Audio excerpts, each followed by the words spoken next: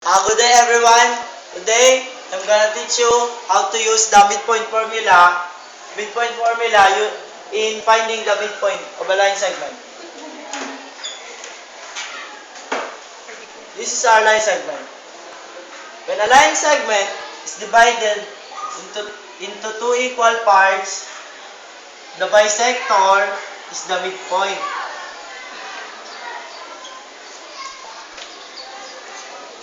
Now, this is our x sub 1 and y sub 1. This is our x sub 2 and y sub 2. And this is our midpoint x, y. Let's say x sub 1 is equal to 7 and 3. And our x sub 2 and y sub 2 is 3 and 9. Example.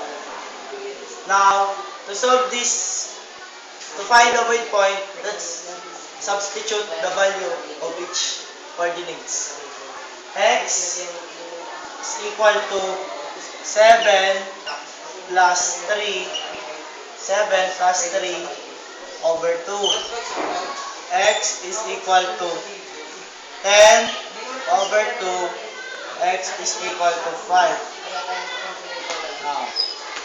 Now, we have find the value of x. Now, let's find the value of y. Y is equal to 3 plus 9 divide 2 is equal to 12 over 2. Y is equal to 6. Now, we'll find the coordinates. Now, 5 and 6. Now, let's put this one in graph.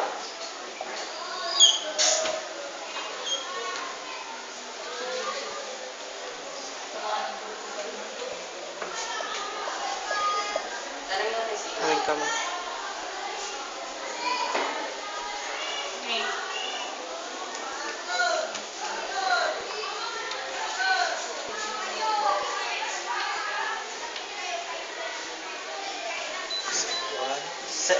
7 and 3. 1, 2, 3, 4, 5, 6, 7 and 1, 2, 3. 7 and 3.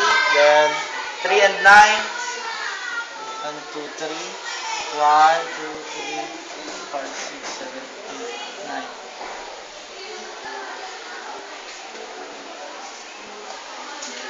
This is our line segment.